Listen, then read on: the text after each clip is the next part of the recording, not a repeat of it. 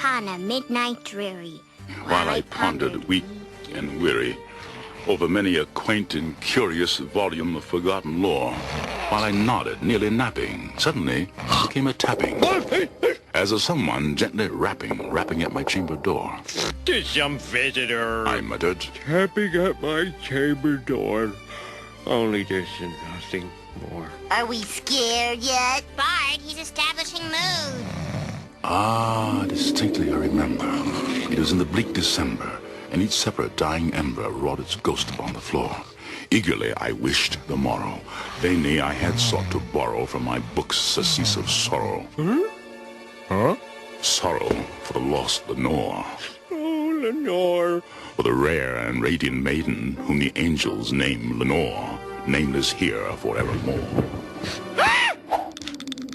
And the silken, sad, uncertain rustling of each purple curtain thrilled me, filled me with fantastic terrors never felt before, so that now, to still the beating of my heart, I stood repeating, "'Tis a visitor entreating entrance at my chamber door. This it is and nothing more."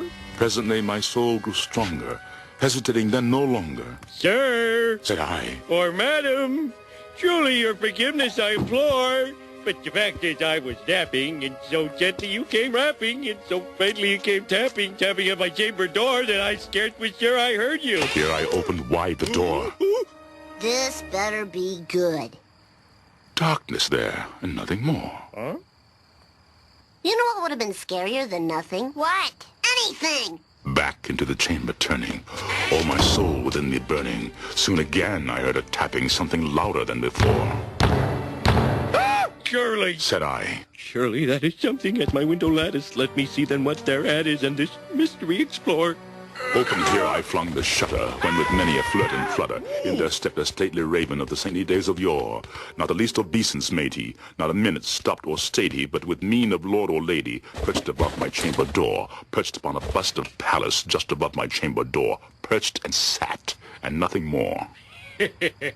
"Though thy crest be shorn and shaven, thou," I said, "art sure no craven, ghastly, grim, and ancient raven wandering from the nightly shore. Tell me what thy lordly name is on the nice Plutonian shore." quoth the raven. Eat my shorts. Bart, stop it. He says nevermore, and that's all he'll ever say. Okay.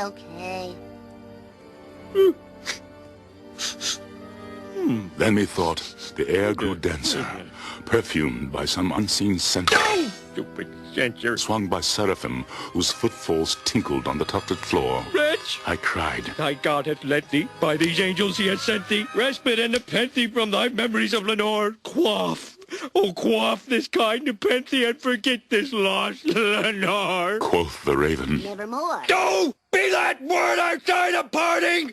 Burn her feet! I shrieked up, starting, Get thee back into the tempest and the nice Plutonian shore! No, leave no black plume as a token of the lie. Thy soul has spoken. Leave my loneliness unbroken. Quit the bust above my door. Take thy beak from off my heart, and take thy form from off my door." quoth the raven. Nevermore. "Take thy beak from out my heart, and take thy form from off my door." quoth the raven. Nevermore. "Why, you little... Oh, Come back here, you little raven!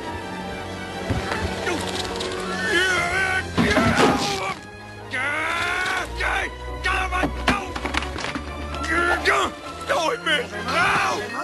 nevermore.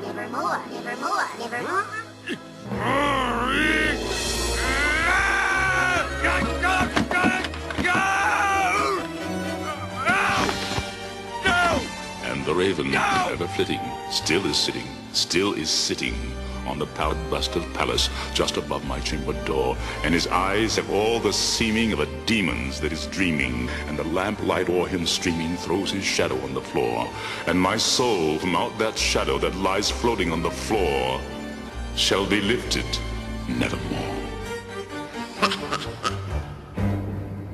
Lisa,